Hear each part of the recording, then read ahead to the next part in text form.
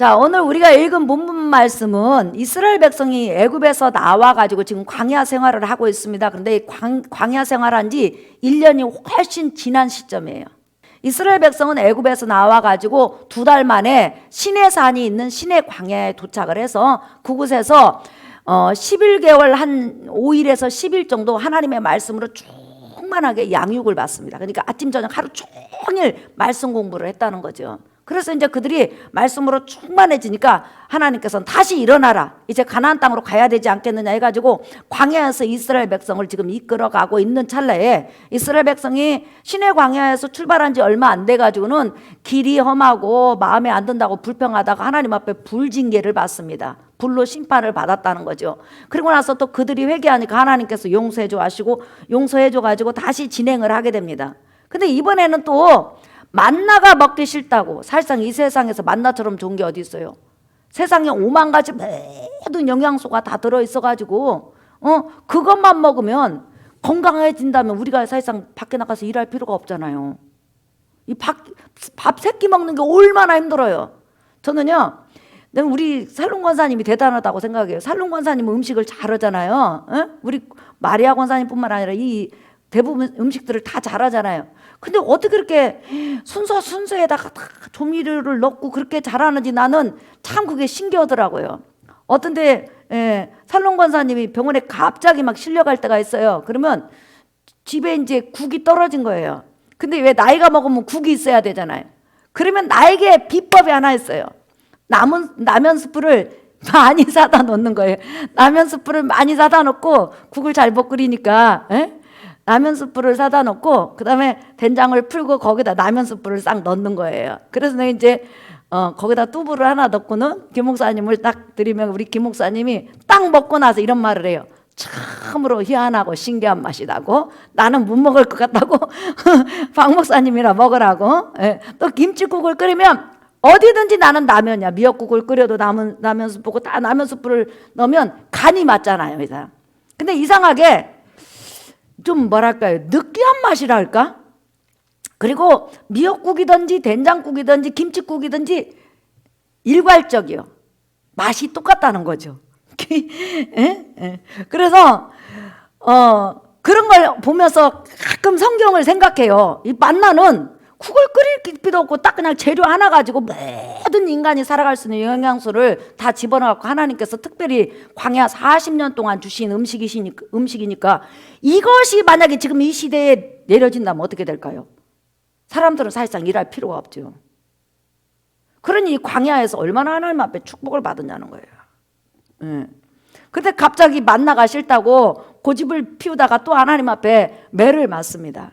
근데 오늘 저는 이스라엘 백성이 광야 40년 동안 하나님 앞에 받은 큰 은혜가 4가지가 있는데 그 4가지 중에서 오늘은 이 본문 말씀의 주제 중에 하나인 이것을 여러분들에게 설명을 하려고 그래요. 자, 11장 여러분 9절 한번 보세요. 읽어볼까요? 시작. 밤에 이슬이 진영에 내릴 때에 만나도 함께 내렸더라. 자, 이스라엘 백성이 광야를 감에 있어서, 광야에서는 농사 지을 수가 없잖아요. 근데 광야를 지나감에 있어서 가나안 땅까지 감에 있어서 하나님께서 4가지 큰 은혜를 주셨는데, 첫째는 구름기둥과 불기둥을 통하여서 하늘에서는 구름기둥이 낮에 떠 있고 밤에는 불기둥이 떠 있고, 그 다음에 땅으로는 하나님께서 만나와 이슬을 매일 하나님께서 내려주셨다는 거예요. 그런데 여기서 365일 만나는 금요일 날 2배가 내리고 안식일 날은 안 내렸어요. 그러나 이슬은 365일 매일 내렸다는 거예요.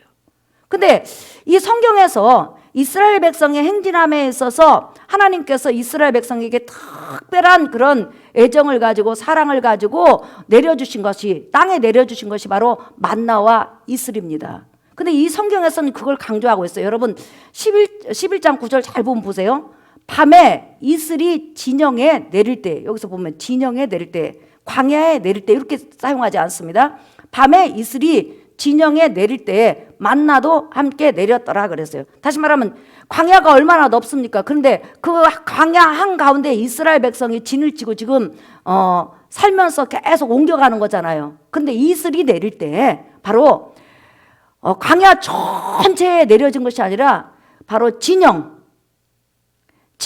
중심으로 해서, 이스라엘 진을 중심으로 해서, 이스라엘 사람이 거주하는 곳을 중심으로 해서 풍성히 이슬이 내렸다, 이렇게 지금 성경은 기록을 하고 있어요. 근데 이 본문만 그렇게 말을 한 것이 아니라 2번이나 강조해요. 성경에서는 무엇인가를 강조할 때는 꼭 2번씩 이야기를 해요. 자, 여러분 한번 찾아보실래요? 자, 출애굽기 16장 여러분 13절 한번 보세요. 자, 이스라엘 백성이 애굽에서 나와가지고 광야 생활을 이제 시작할 때입니다.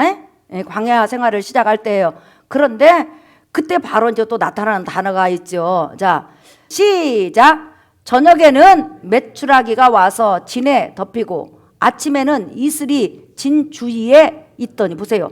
아침에는 진 주위에 이슬이 있더니 그 이슬이 마른 후에 광야 지면에 작고 둥글며 서리 같은 것이 있는지라 그랬죠. 자, 여러분, 이스라엘 땅과 이스라엘 주위에 있는 모든 곳에는 굉장히 건조한 땅이 많이 있습니다. 사막은 여러분이 아시다시피 사람이 걸어가면 먼지가 펄펄 나갖고, 사람이 그 사막에서 살면 가장 힘든 게 뭐예요? 먼지가 너무 많이 날리고, 그 다음에 건조하기 때문에 머리에서 발끝까지 건조병이 걸려요. 그리고 호흡하기가 힘들어요. 여러분 자다가 보면 침이 목에 안 넘어갈 때가 있어요. 연세가 드시면 마른 기침이 자주 나요. 그죠? 저도 마른 기침을 자주 하는데 그게 뭐냐면 입안이 건조해서 그러는 거거든요.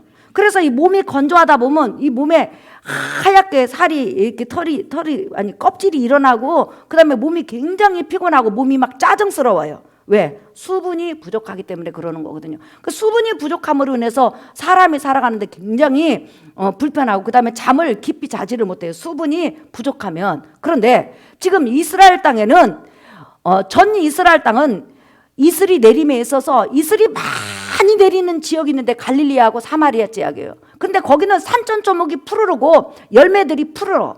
이슬하면 우리나라를 생각하면 안 돼요. 이슬이 내리는데 가는 비처럼 그렇게 내려요. 늦은 밤부터 시작하고 새벽에 흠뻑 내려요. 그 반면에 예루살렘 이쪽으로 시작해갖고 유대광야는 이슬이 적게 내려요. 그래가지고 거기는 사막이 많어. 그런데 지금 이스라엘 백성이 지금 걸어가고 있는 이 사막은 이슬이 거의 안 내리는 사막이에요. 그러니까 각 지역마다 이슬이 내리는 양이 다르다 이 말이에요, 제 말은. 그런데 사막이라는 것은 이슬이 거의 내리지 않는 그런 곳이란 말이에요. 내려도 사막 자체가 그냥 그대로 이슬을 흡수해버리기 때문에 별 효과가 없어요. 그렇기 때문에 사막의 모래들은 엄청나게 뜨거워요. 사막 모래 위에다 여러분 달걀 올리면 달걀이 익잖아요. 그뿐만 아니라 먼지가 퐁퐁 나고 사람이 그곳에 서서 생활할 수가 없는 거예요. 그런데 하나님께서는 이스라엘 백성을 사막으로 딱 인도하신 다음에 가장 먼저 조치를 취한 것이 바로 이스라엘 백성이 움직이는 그런 다시 말하면 이스라엘 백성이 거주하는 그 거주지에는 풍성한 이슬을 진 주위에 내렸다는 거예요. 그래서 그 백성들이 충분히 바로 건조하지 않고 먼지로 인해서 목이 칼칼하지 않고 숨쉬기 편안하게, 잠자기 편안하게 바로 하나님께서 그 환경을 만들어 주었던 것을 지금 이 본문에서 말을 하는 거예요. 사막에서 여러분 계속 텐트를 치고 이동한다는 것은 절대 있을 수가 없어요. 구름 기둥이 끼워갖고는 안 돼요. 반드시 거기는 이슬이 풍성하게 있어야만이 먼지를 안 치고, 그 다음에 사람으로 하여금 호흡하기 좋고, 그 다음에 그 환경을 아름답게 만들어주는 거예요. 근데 하나님께서 광야 40년 동안 풍성하게 이스라엘 백성이 이동할 때마다 이슬이 따라다녀. 밤에 풍성히 내려서 아침에 보면 이슬이 있고 그 이슬 안에 만나가 가득히 있는 거예요. 만나는 6일만 내렸지만 이슬은 계속 365일 내렸다는 거죠. 그리고 하늘에서는 구름 기둥이 낮에 햇빛을 가려주고 밤에는 추우니까 불 기둥이 그들에게 온도를 조절해 주므로 땅에서는 이슬이 많이 내리니까 사람이 살아가기에 최적의 환경을 사막에서 하나님께서 만들어 주셨다는 거예요.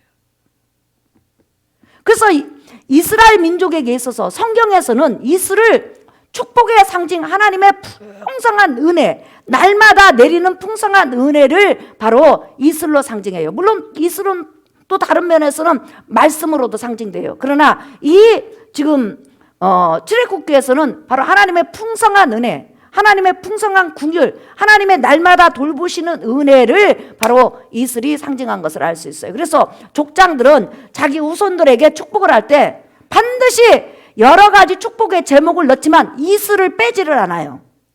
왜? 비가 적고 사막화된 그런 삶 속에서는 반드시 필요한 게 풍성한 이슬이 밤낮에 내려야만이, 밤에 풍성이 내려야만이 산천초목이 살아갈 수 있고 사람이 건조하지 않는 상태에서 안락한 생활을 할 수가 있는 거예요. 그래서 여러분 잠깐 한번 보실래요? 창세기 27장 한번 보세요. 26절 한번 보세요. 자, 이삭이 야곱에게 축복하는 축복의 내용입니다. 그가 가까이 가서 그에게 입맞추니 아버지가 그의 옷에 향치를 맡고 그에게 축복하여 이르되 내 아들의 향치는 여호와께서 복주신 밭의 향치로다. 시작. 하나님은 하늘의 이슬과 땅의 기름짐이며 풍성한 곡식과 포도주를 내게 주시기를 원하노라 그랬죠.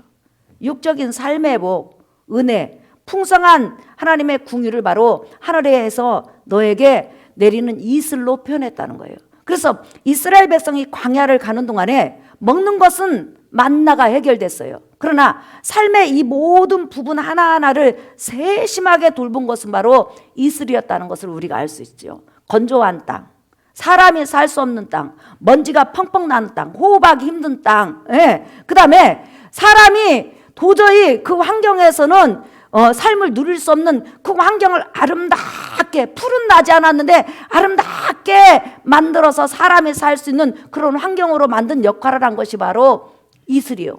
그 다음에 하늘에서는 구름기둥과 불기둥이 따라다녔으니 이스라엘 백성은 각가지 하나님의 많은 표적과 이적을 받지만은 날마다 세밀하게 하나님이 보살펴 주시고 은혜를 베풀어 주시고 도와주시고 함께 하신다는 표가 바로 이슬이었다는 거예요. 근데 이슬은 여러분 사람이 볼 때 내리는 것이 아니라 자고 나면 내려 있어요.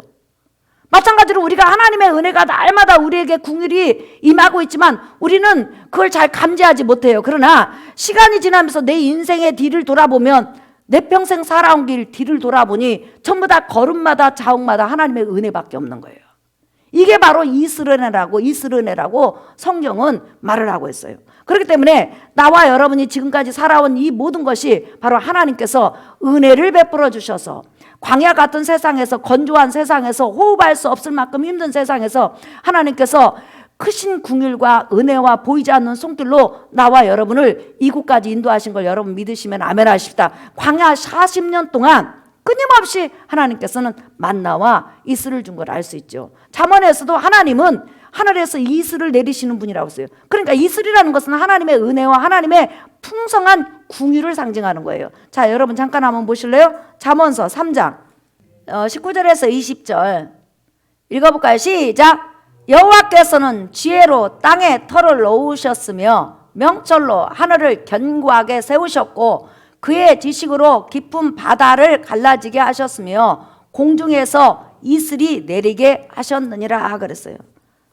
여러분 하나님께서 북쪽 이스라엘 백성이 범죄하니까 비와 이슬을 3년 반 동안 안 줬죠. 그러자 북이스라엘이 완전히 폐허화된 것을 여러분 볼 수가 있습니다.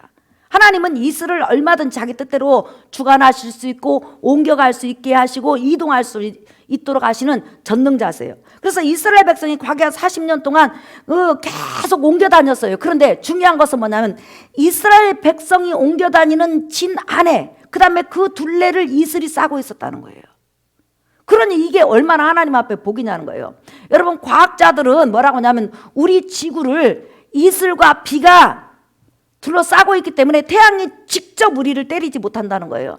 태양이 직접 열로 우리를 때린다면 다 타서 죽고 완전히 피부병으로 피부암으로 죽을 수밖에 없다는 거죠. 이렇게 하나님께서는 하나님의 백성을 광야로 이끌어 갔지만 그 광야에서 살아갈 수 있는 큰 긍휼과 은혜와 먹고 마시는 것을 우리에게 주신 것을 볼 수가 있습니다. 그렇다면 신약에서 만나는 뭐냐? 여러분이 아시다시피 예수님께서 요한복음 6장에 뭐라고 써요? 만나는 내 피와 살을 가리킨다고 그랬죠. 다시 말하면 예수 그리스도 십자가 죽음과 또한 예수 그리스도께서 이 땅에 사람으로 오셔서 이 땅에서 사시고 하셨던 말씀들, 표적들, 이적들, 이 모든 예수님의 출생에서부터 시작해갖고 십자가에 죽으신 부활, 승천, 이 모든 것을 바로 만나로 표현했어요. 하나님의 구약의 율법이 있었지만 바로 그들은 시내산에서 율법을 배웠지만 더 특별한 음식을 먹었는데 그것이 바로 만나잖아요. 마찬가지로 우리가 하나님의 말씀을 들으면서 끊임없이 그 말씀 속에서 뭘 먹냐면 바로 만나, 예수 그리스도에 대해서 배워가잖아요. 그래서 광야 40년 동안 그들은 율법의 말씀도 들었지만 끊임없이 바로 육의 만나를 먹었어요. 그러나 이제 신약에 사는 여러분은 하나님의 말씀, 율법에 기초한 하나님의 말씀도 많이 듣지만 끊임없이 만나 되신 예수 그리스도에 대해서, 예수 그리스도 십자가 복음에 대해서, 예수께서 하신 일에 대해서 풍성히 듣다 보면 여러분의 영혼이 소성이 되고 여러분에게 은혜가 임하고 그 만나를 통해서 여러분이 믿음이 세워지는 은혜가 있는 줄 믿습니다. 그렇다면 이슬은 뭐냐? 바로 예수 그리스도께서 가지고 오신 하나님의 긍휼과 은혜들이죠.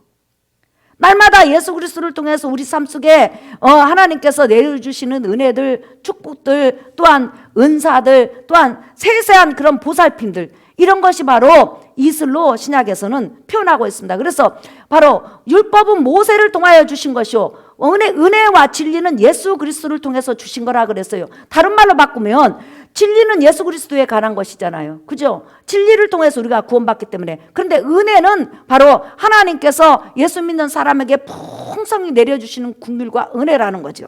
그래서 오늘 구약에는 바로 이슬과 만나가 내렸다면 신약에는 만나 되신 예수 그리스도와 그 다음에 예수 그리스도 안에 있는 자에게 풍성히 날마다 삶 속에서, 현장 속에서, 내 생활 속에서 나를 두르시고 입히시고 먹이시고 나를 보호하시는 하나님의 풍성한 긍휼과 은혜를 상징한다고 볼 수 있어요.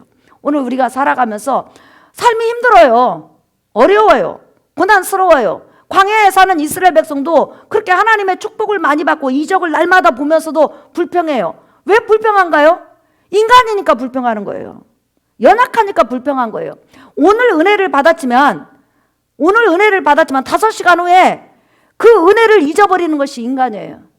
그럼에도 불구하고 하나님께서는 하나님의 백성을 징계는 하셨어요. 하지만 그들이 범죄하고 그들이 하나님 마음을 아프게 하고 때로는 믿음을 잃어버린다 할지라도 광야 40년 동안 단 한 번도 이슬이 없어지는 날이 없었고 이슬을 안 내리는 날이 없었고 이슬이 그 이스라엘 백성이 움직이면 이슬이 따라다녔다는 거예요.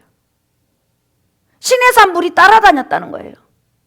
만나가 늘 이스라엘 백성 있는 곳에만 내렸다는 거예요. 구름 기둥과 불 기둥이 늘 옮겨 다녔다는 거예요. 그냥 하늘 높은 곳에만 있었던 것이 아니라 이스라엘 백성이 움직이면 구름 기둥도 따라가고 불 기둥도 따라가고 구름 기둥이 인도하고 불 기둥이 인도하고 만나가 이스라엘 백성이 있는 곳에 내려지고 이슬이 밤에 이스라엘 백성이 잠든 고요한 시간에 소복히 내려서 그 환경을 아름답게 사람이 살아갈 수 있는 환경으로 만들었다는 거예요. 그렇기 때문에 우리는 이 광야 같은 세상을 살아가면서 구약을 보면서도 또한 신약의 많은 역사를 보면서도 하나님은 하나님의 백성을 버리지 않는다. 하나님은 하나님의 백성에게 궁유를 거두지 않는다. 하나님은 하나님의 백성과 더불어서 늘 함께 하신다. 이 사실을 여러분이 믿고 신앙생활하는 은혜가 있기를 예수의 이름으로 축복합니다. 우리는 신앙생활하면서 내가 잘해야만이 하나님이 이슬도 내리고 만나도 내리고 축복하시지 이렇게 생각하는데 우리 인간은 잘해봤자 거기서 거기에요, 여러분. 나는 늘 주장하는 게 뭐냐면 인간은 예수 그리스도 의로만 하나님 앞에 설 수 있고 인간은 예수 그리스도 의를 의지할 때만이 완전해질 수 있고 인간은 언제든지 예수 그리스도 의 안에서 넘어지고 자빠질 수 있지만 자빠지든지 넘어지든지 하나님의 긍휼과 은혜가 절대로 멈추지 않는다. 언제까지? 이 세상 끝날 때까지. 그게 바로 나의 성경관이고 내가 선포하는 바로 복음이에요. 그런데 여러분도 지금까지 여러분이 인생을 쭉 살아오면서 보면 하나님의 은혜가 거친 적이 있었냐는 거예요.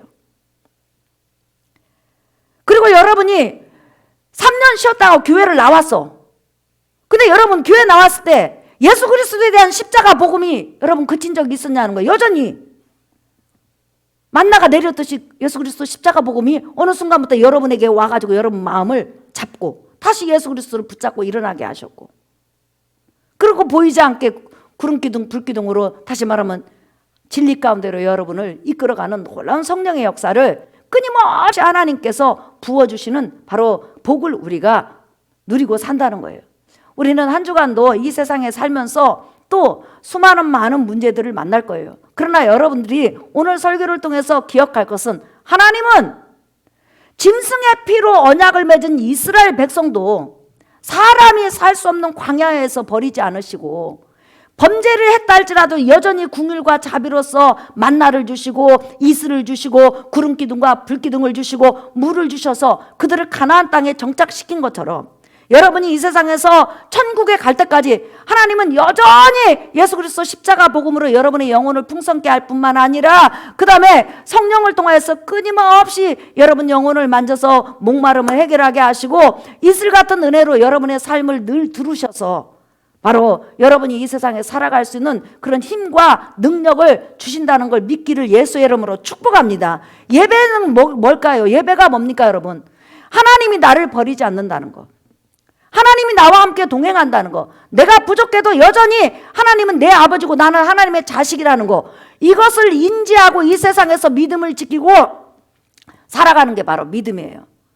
사랑하는 성도 여러분, 그래서 한 주간 살아가면서 하나님께서 이슬 같은 그런 큰 풍성한 은혜, 궁율 여러분 속에 내릴 것을 믿고 믿음과 감사함으로 한 주간도 승리하는 여러분 되시기를 예수의 이름으로 축복합니다. 우리 복음성가 269장 찬양하겠습니다. 복음성가 360.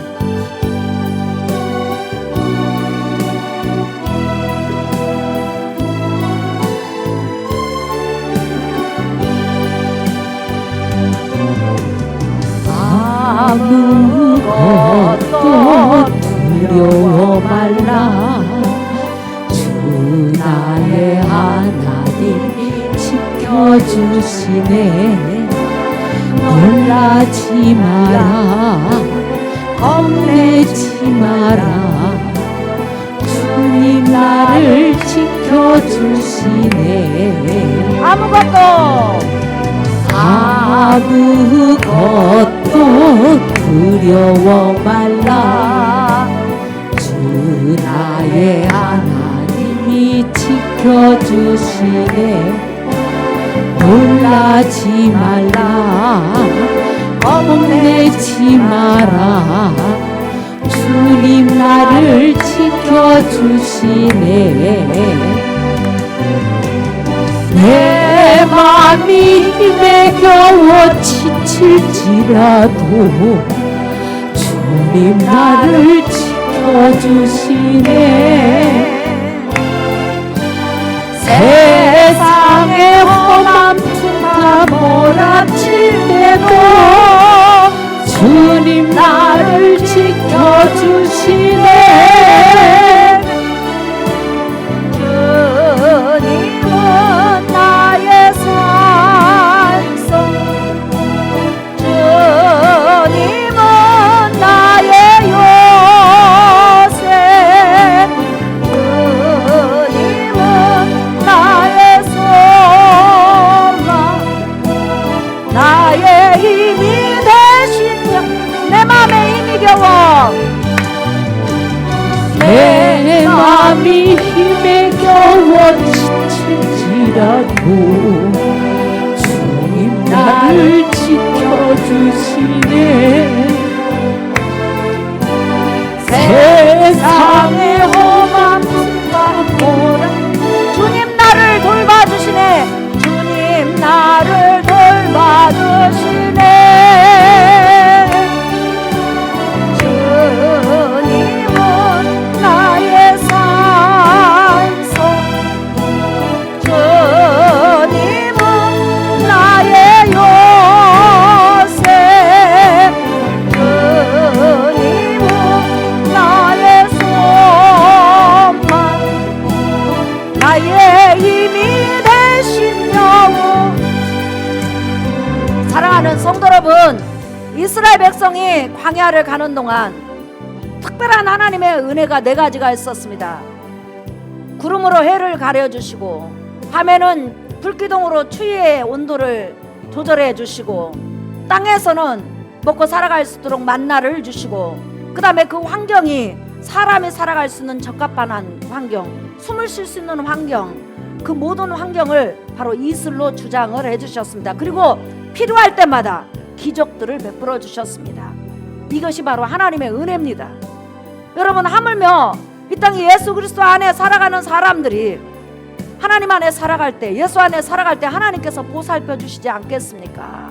우리가 비록 연약하고 넘어지고 자빠져도 여전히 여러분 자식 포기하지 않는 것처럼 하나님도 우리를 포기하지 않고 사랑하시는 겁니다. 오늘도 한 주간 내게 은혜를 베풀어 주시옵소서. 우리 가정에 은혜를 베풀어 주시옵소서. 내 마음에 은혜를 베풀어 주소서. 내 육체를 소성케 하여 주시옵소서. 내 영혼을 소성케 하여 주시옵소서. 나를 치료하여 주옵소서. 주여, 세 번만 부르나 내 통성으로 기도합니다. 주여!